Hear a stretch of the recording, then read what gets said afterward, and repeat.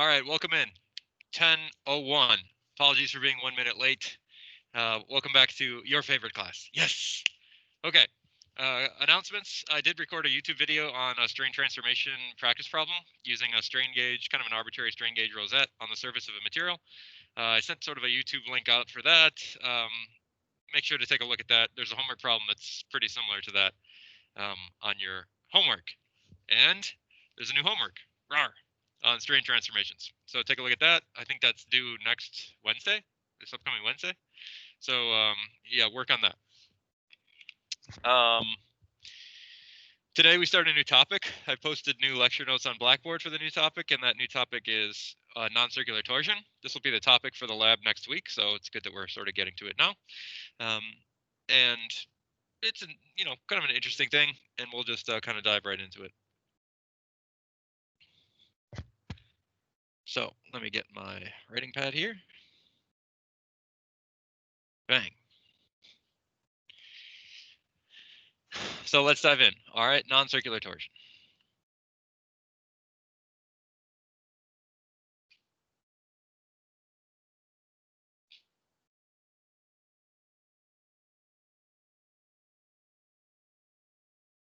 I want to sort of start this by sort of showing a video that's going to kind of motivate the differences between non-circular and circular torsion.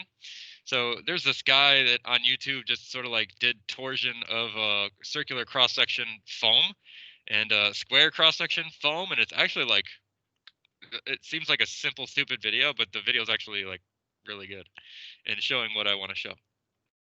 So let's pull that up here. Here's a YouTube video. And this is a circular shaft. It's kind of like left to right. It's made out of foam. And this guy drew like these lines on this foam cross section.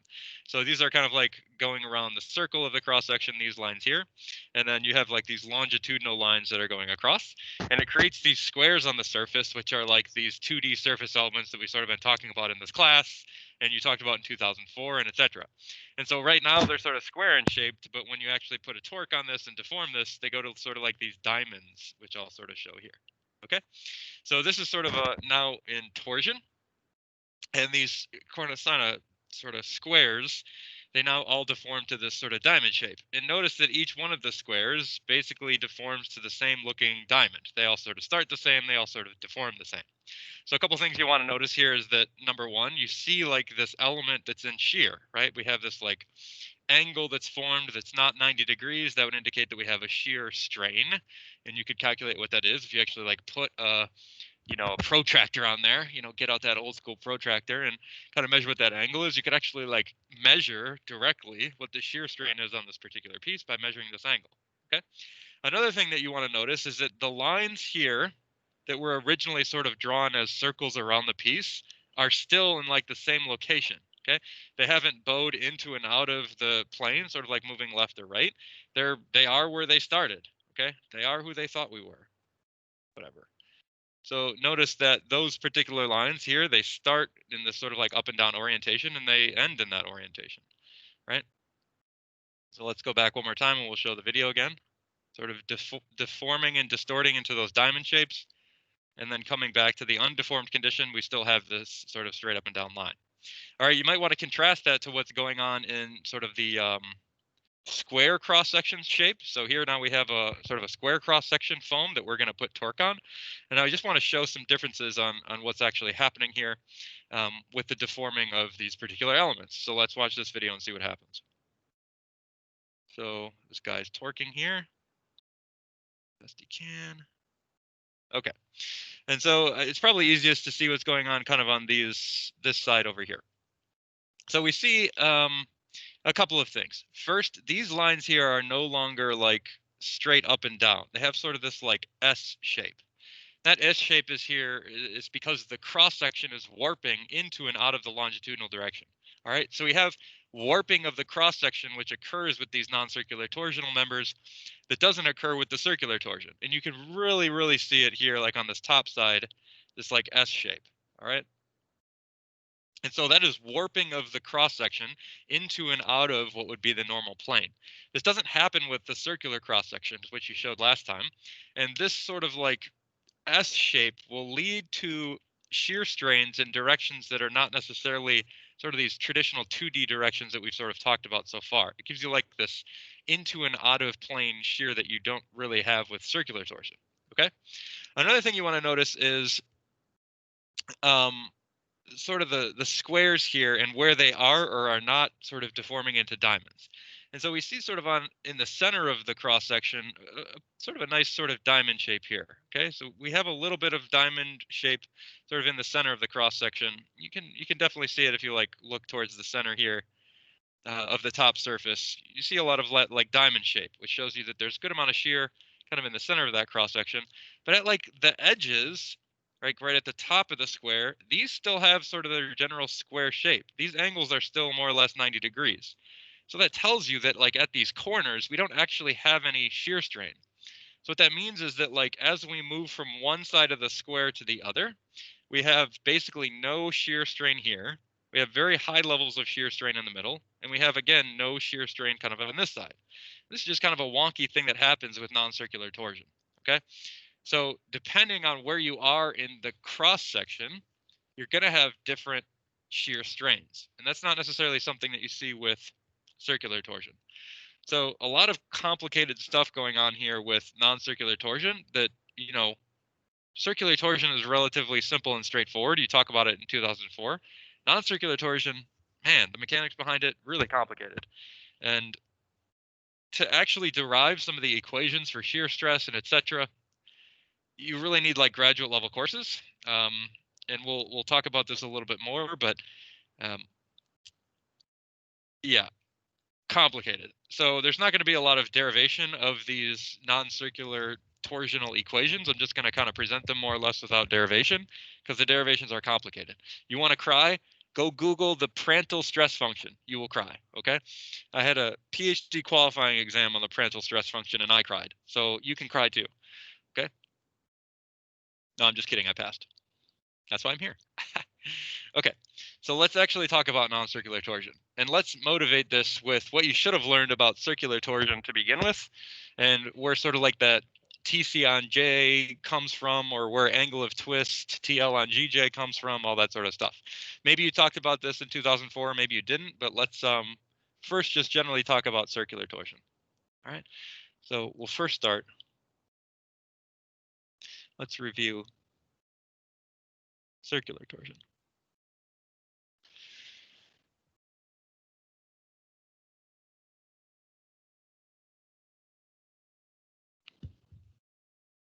Okay.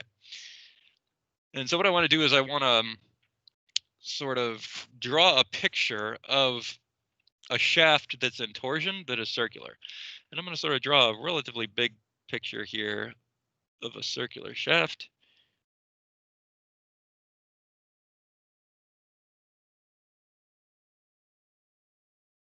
Okay.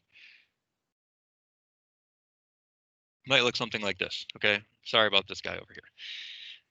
So here's your circular shaft. In an undeformed condition, we'll say black is undeformed.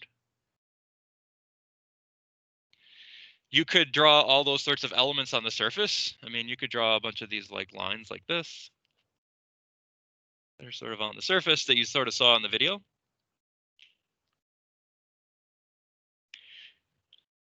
And you could make sort of these cross lines as well. All right. And if you did, you would see what would be like these sort of squares on the surface that are like these 2D surface elements representative of what you might see in like your 2004 analysis, right? So this is like a 2D element. Right?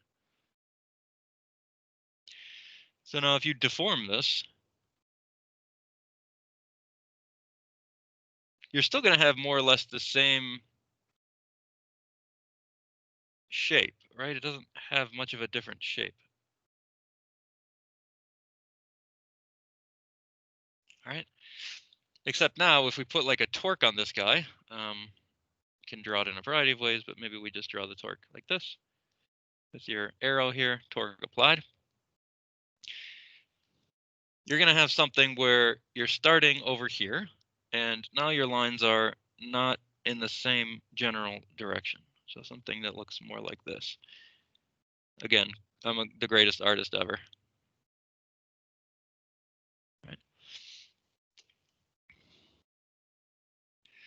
but our circular sections still sort of remain the same. There isn't this like warping effect. And so what happens is you get like this deformed element that looks something like this that now has some angle to it, or the angle of that element not necessarily 90 degrees. So here we are, deformed. All right. We might think about what does that deformed versus undeformed element look like? And that's going to help us sort of define the shear strain in terms of some things that we may or may not know about this particular piece. Okay, so let's look at an undeformed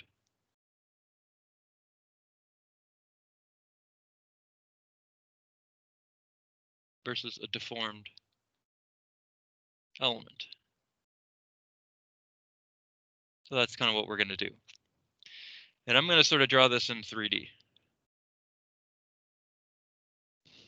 Okay. And that'll look something like this. So imagine here we have like the center of the cross section. Let's call this point O. This is center of circle. Circu. Boy, spelling is hard. Circular cross section. Okay. And we're moving up to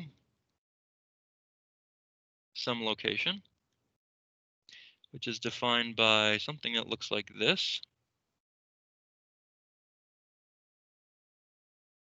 here. Okay, so this is like an undeformed element on the surface of the piece.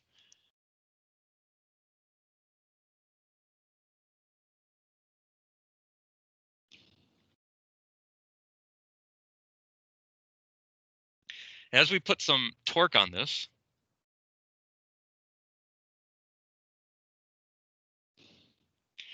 this undeformed element is going to sort of shear, and it's going to end up looking something like this.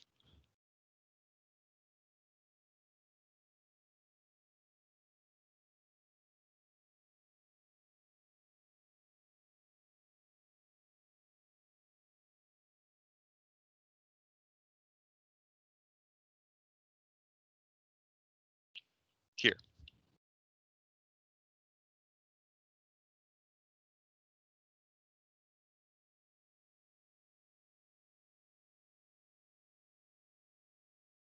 Okay. And we could define a number of things about this undeformed and deformed case to help us really sort of lock in some of the strains that we might want to sort of solve for. So if we say that like this length here is the length dx, some differential element of the surface of our particular beam, we can define some things about the angles that we form in this process. Specifically, we're going to look at like this change in length right here. Okay, this is our little change of length here. This is our piece of interest.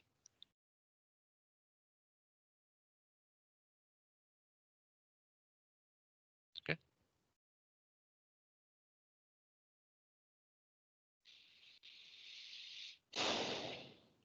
So the angle that we create when we deform this particular guy, that's this angle here, we're going to call this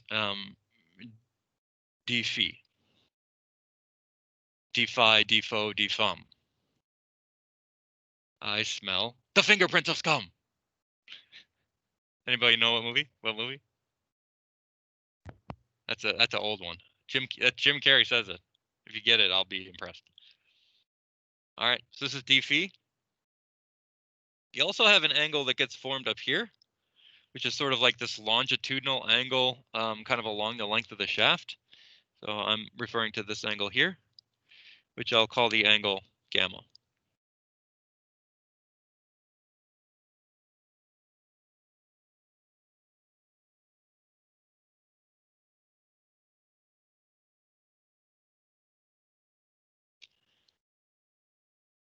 All right. The distance from the center of curvature here to the top edge of the piece or the top edge of the element, we know is going to be some distance here which is not changing, which we're going to call rho. Typical for radius of curvature. That movie is Ace Ventura: When Nature Calls, by the way, obviously. Fee, fi, fo, fum, I smell the fingerprints of scum. You have to imagine your best Jim Carrey, okay? So this piece of interest, you could define it in two ways, all right? It's a partial arc length of a circle, both in what would be like sort of this plane that we're looking at here, or also like this top plane that we're looking at here. So we could define it as arcs of circles in both surfaces, okay? So this point of interest here is going to be something like this angle gamma times dx is one way to sort of look at it.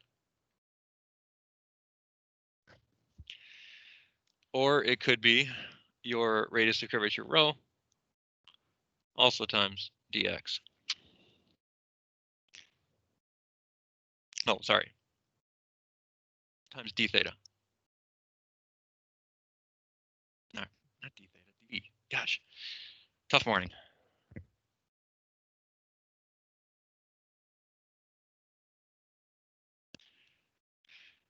All right, so this is kind of like this arc length and this angle sweeping.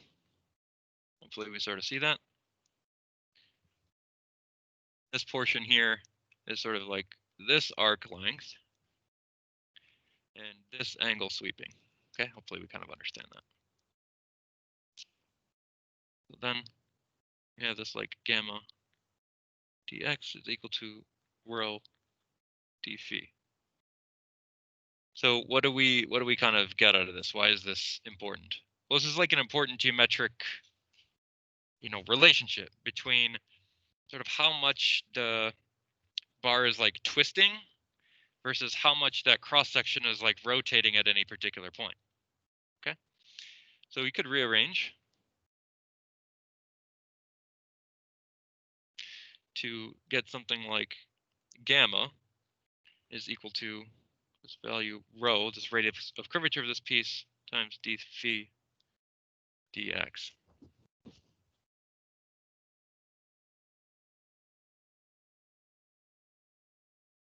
Okay, let's put some actual names to these things which you might be familiar with. This here is the shear strain.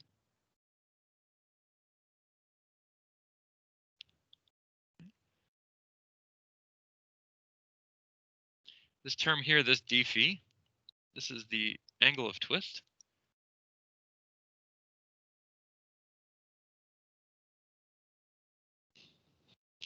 And then rho here, this is the radius of curvature to the point of interest.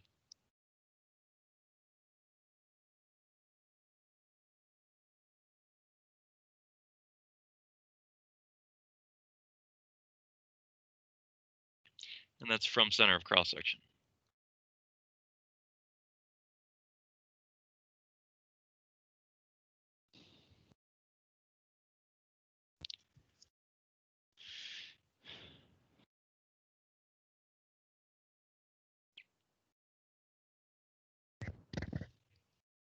Yeah, so that's, I don't know if you want to call it the neutral axis, but that's a point of like no strain. All right. So what this shows us is that the shear strain, gamma, is linear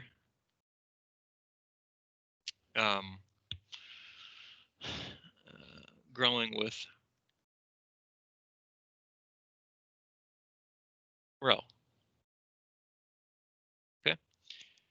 And you sort of know this from 2004, right? What do we mean by that? All right. Well, it's linear growing with rho. Well, if you look at your cross section and you put a torque on it, some circular cross section, and you put some torque on it, T. Well, at the center, your shear strain is 0. And as you increase this variable rho, you're going to see more and more of that shear strain developing. Okay. So if this is your variable rho, then this is like your shear strain, right? Where it is the greatest at the outside of the cross-section, and it's 0 in the middle. So this distribution here, this line, is what we just sort of draw, which is this rho d phi dx. All right.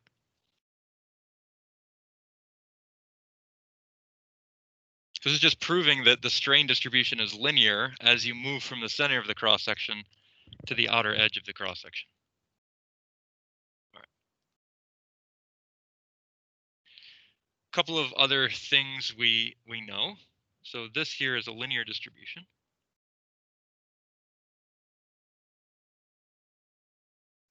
And this leads to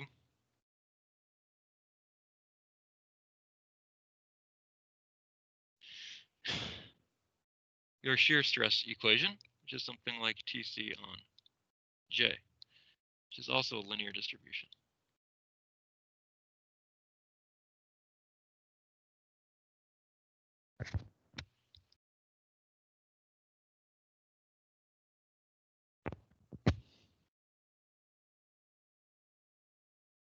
All right. So let's do a little bit deeper dive on this equation here.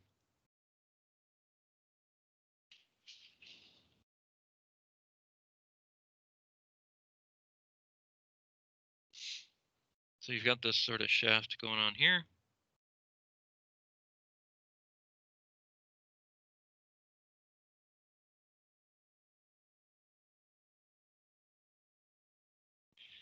And it's being deformed.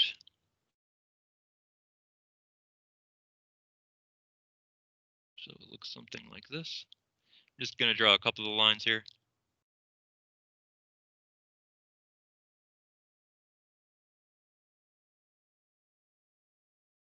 Okay, so we see like an element that looks like this guy.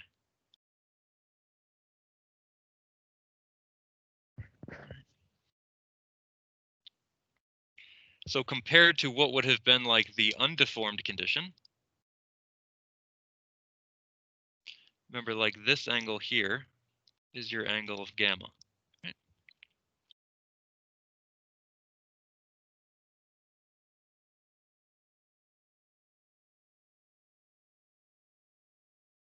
And this angle here is your angle of phi.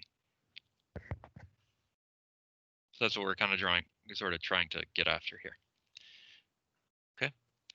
So if we put some coordinate system on here, which is like x, and we sort of showed that the shear strain as a function of x is going to be equal to this variable rho, again, which is sort of like this length here, your radius of curvature, times d phi as a function of x now over dx.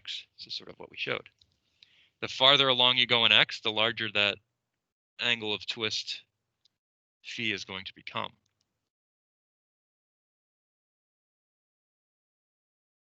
Okay, so we can rearrange.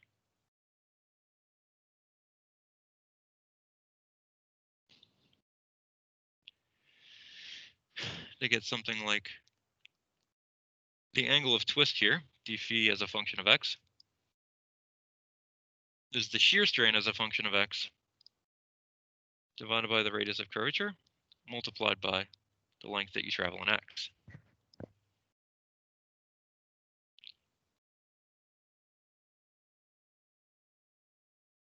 So we know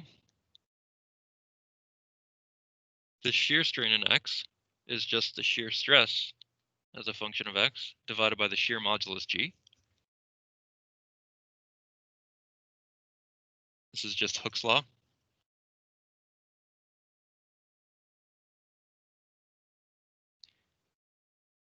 And also that your shear stress in x is the torque as a function of x times c on j,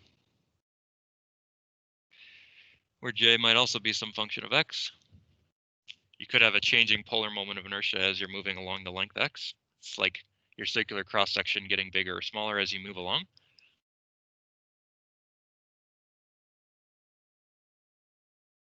Okay, so kind of all of these guys together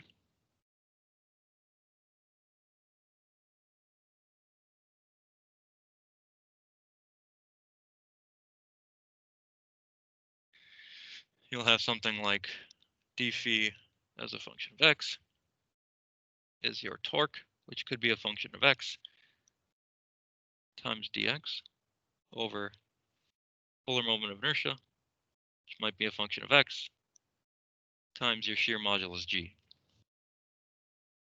All right. This is your most general angle of twist equation for circular cross-section.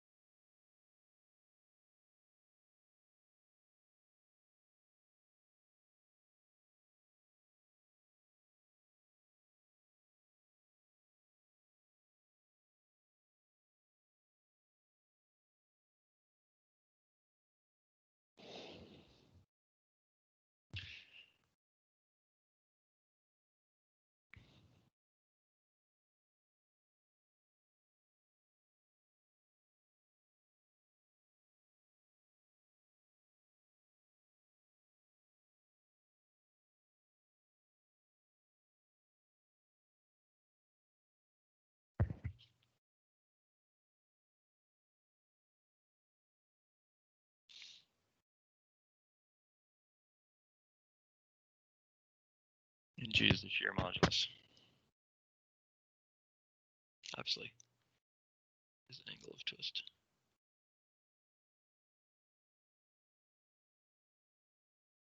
You probably saw this in a more simplistic form after you integrate this equation with some assumptions about the torque and the polar moment of inertia on this body.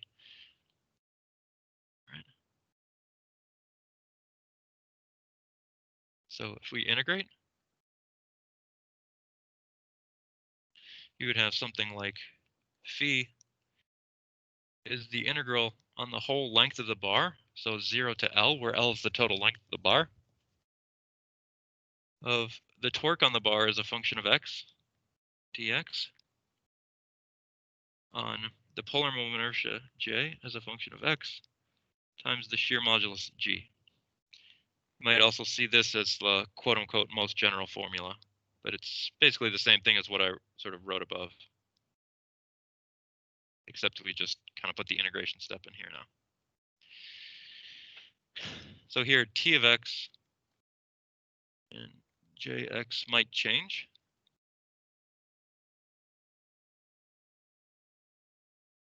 With x, and so that might look something like this. I'll just kind of bring this picture in here.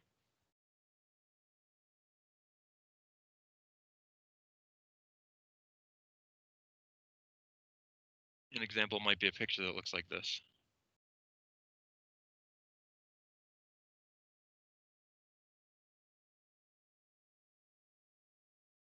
Okay, so in this particular example, sort of like larger radius. Okay, so at this particular cross section here, you have some polar moment inertia j. Let's call it j1 here. There's some polar moment of inertia at this particular location. Down here, you have a smaller cross section. Let's call it j2, and it's pretty obvious to see that j1 will be greater than j2. So here, the polar moment of inertia j is changing along x. So here, j is a function of x, obviously. As you're moving farther and farther along x, that polar moment of inertia j is changing. You could come up with some equation for that, probably, given the geometry of the part, all right? Then you'd have some x variable floating in here for your integration to get your angle of twist of your cross-section, right? You can also see that the torque is changing as a function of x. Here, the torque is some value. Now we're adding another little bit to it, this T2. And here now we're adding another little bit to it, this T1. So the torque is also changing as you sort of move along the bar. Right? So you get the general idea there. If Jx is constant, okay, so Jx is just J, meaning it's just a constant value, and your torque is constant,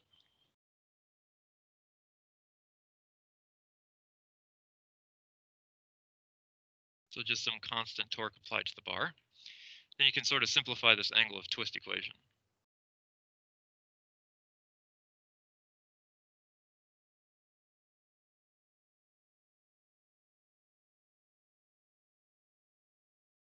And it simplifies to something you've probably seen before. So if you start with this on the whole bar of tx dx on j as a function of x times g.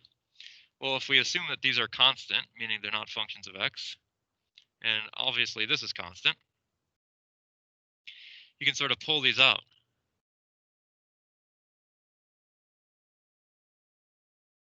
And you're going to end up with your angle of twist is going to just be t on jg times the integral from 0 to L of dx, or if you integrate, TL on gj, which is probably what you saw in ME3004.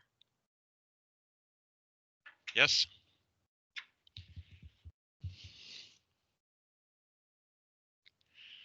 So that's angle of twist for a circular cross-section. Right?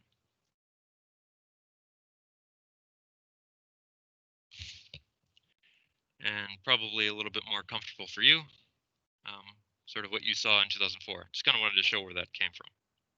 All right, so that's circular cross-sections. All right, now non-circular cross-sections. Freaking complicated. All right. So with these non-circular cross-sections, a lot of weird stuff starts to happen. All right, and so I showed this in the video.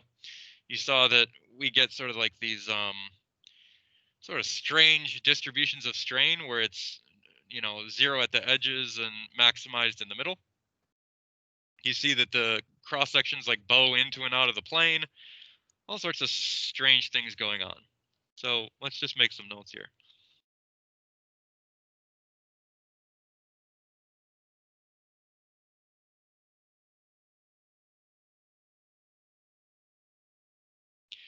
So when torque applied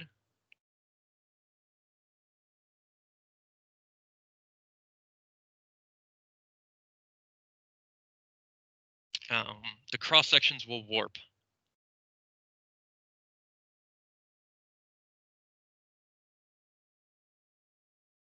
All right. So what do I mean by that? Well, if you have a sort of a square cross section that you're looking at, boy, this is gonna be hard to draw. Let's not draw it. Let's take the picture in from the notes. There we go.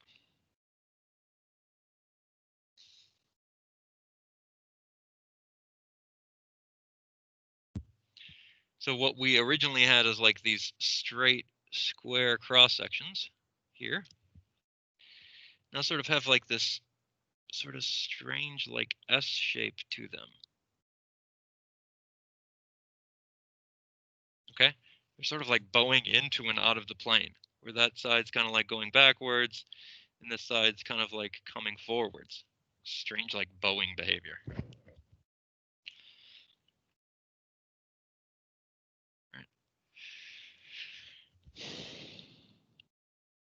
So the elements on the surface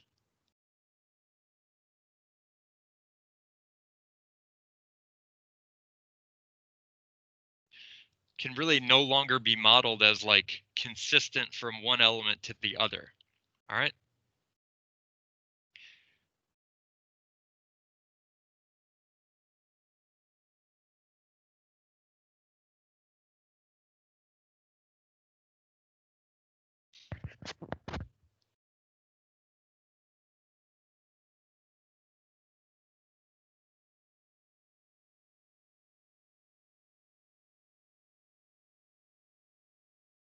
Simplistically. Okay. And that's because if you're sort of looking at sort of like the top view of a warped cross section, you got something that looks something like this, or all these like cross sections are kind of like warping like this from the applied torque. Right?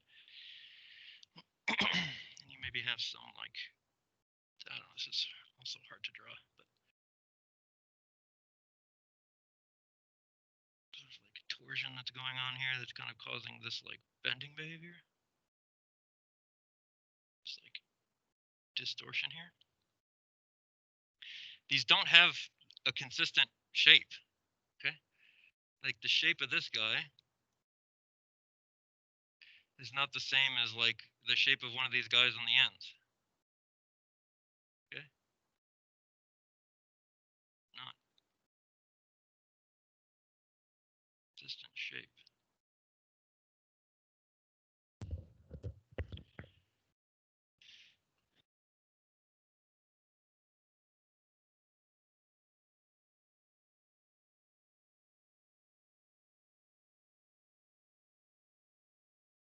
All right. So you need another method.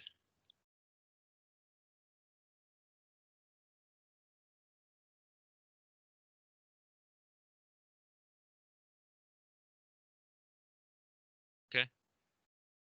That method is the parental stress function.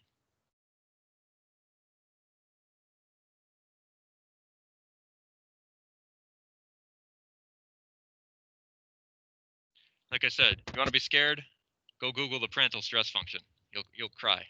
All right? This is outside scope of ME3005. PhD level only.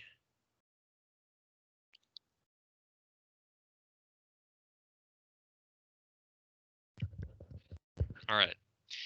So what this is, we're going to sort of gloss over the derivation, and I'm just going to present the equations here.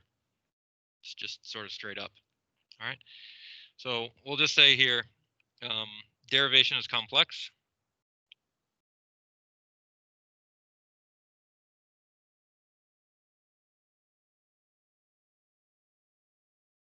For shear stress and angle of twist. And we'll just present without derivation. All right, so let's actually like get into what these actually look like. Well, sort of the shear stress and the angle of twist, it varies with cross section.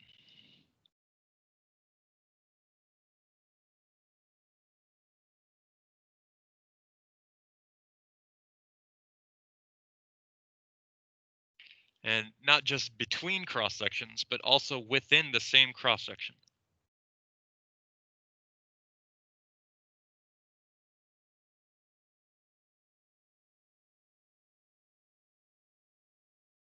So if you think of like triangular, square, etc., but also within the same cross section.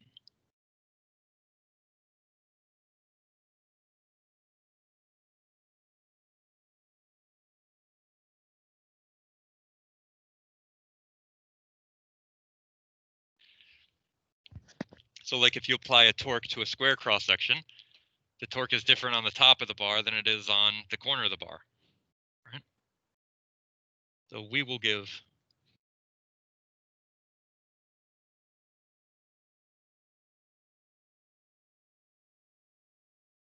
equations for the max shear that occurs in some cross sections.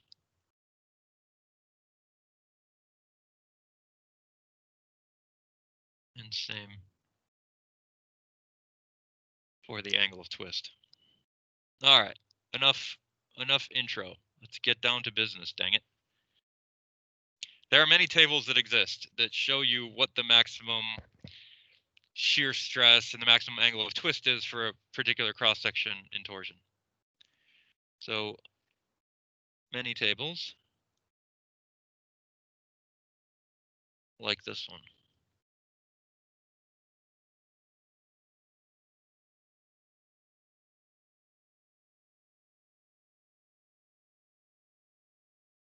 Okay, so let's talk about this for a hot second. Here we see cross sections of some bar that might be square cross section, triangular cross section, and elliptical. What this chart is showing is a couple of things. What is the maximum shear stress in that cross section, tau max? And what is the angle of twist on the bar at that particular location, given some length of the bar L? Right. So this maximum shear stress, given by this equation, here is pretty easy to decipher, 4.81 T over 8 to the third. T is obviously the torque that you apply on the piece, assuming that it's constant. A is the side length of the square. What you see for these like black dots here, these are the locations of the maximum shear stress. So those black dots are the location of the maximum shear stress. Same thing like for this triangular cross section, the maximum shear stress occurs on this long edge. Same thing with this like elliptical cross section, the maximum shear occurs on this sort of top long edge.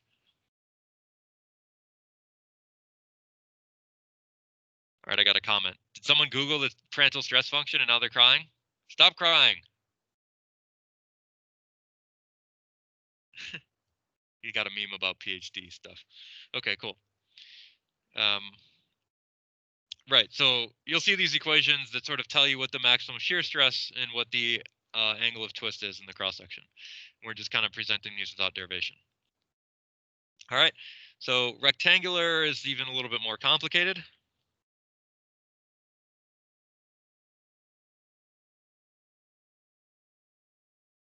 And you have kind of a whole separate chart entirely. Question. Yes. So the chart on the left here, well, that's from a separate textbook, so you have to go to your notes for this. But the one that I'm about to put on is page 333 of Riley. So for rectangular, this is page 333 of Riley.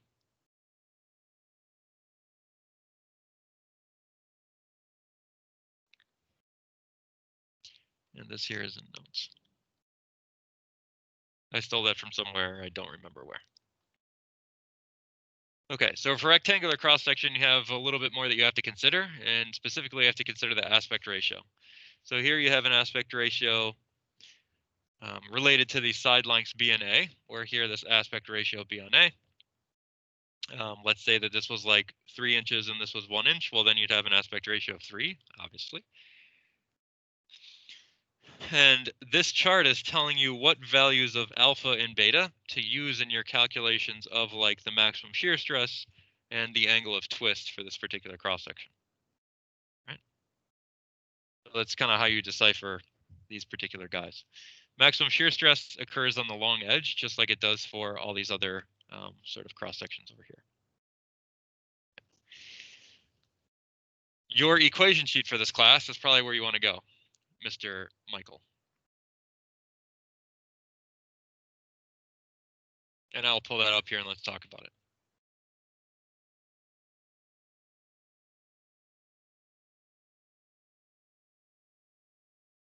So here's your equation sheet for the class.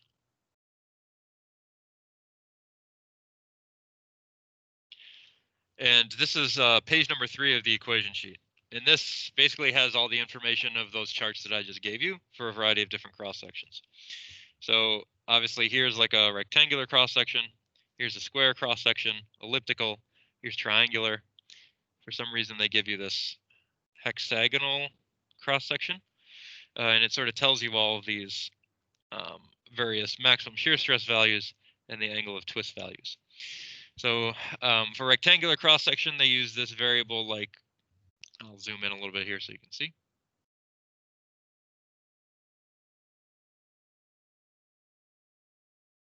Go away. All right, for this rectangular cross section, you see this variable here that's like C tau. And also for angle of twist, you see like this C beta. Those variables can be found on the next page of your equation sheet. So page number 4. And those variables are here. So if you have an aspect ratio of 3.0, then your C tau value is 2.67. And then your C beta value for angle of twist is 2.6 or 0.263. that's kind of how you utilize the equation sheet to sort of get you what you're after for these particular problems. So you can dig through your textbook or just, use this guy. Another nice thing for this equation sheet for these rectangular cross sections is that you can get a ratio of like what is the shear stress at point B to what is the shear stress at point A. If you go to the next page, like this ratio of the shear stress on the short side to the long side of the rectangular cross section is also given. So you want to calculate like, okay, what's the shear stress at point A with this maximum shear stress calculation? And then if you need to know like, all right, what's the shear stress at B? Well, depending on your aspect ratio, let's say your aspect ratio is 3, then you multiply the shear stress that you find at point A by, 75.3%, and you can get your value. Okay, this is only a handful of like crazy cross sections that you could encounter. There are other crazy cross sections that exist that you could also derive equations for, and man, do they get complicated. So I'll just pull this in as an example. I put these in the notes, but this is like a double keyed shaft with certain like dimensions R, A, B, and it tells you sort of like what is the, shear stress in the cross section given these certain ratios of like B on R for the geometry. Okay, and then based on this ratio A to B, which is like this keyway opening, what is the, equation here that you need to use to sort of calculate the shear stress going on in this cross section? Man, so these like tables exist. There's like pages and pages and pages and pages of these tables for like non-circular cross sections that exist that can tell you, all right, given certain geometries of this like plus sign cross section, how could we calculate the amount of shear stress in this cross section? Crazy. All right. So that's pretty much all we'll say about non-circular torsion. We'll do an example problem here at the beginning of Monday's lecture, and that's gonna just kind of be it for today. So thanks for coming. Have a nice weekend. I'm working on grading the lab reports. I got some of them done, but I'll finish them up today.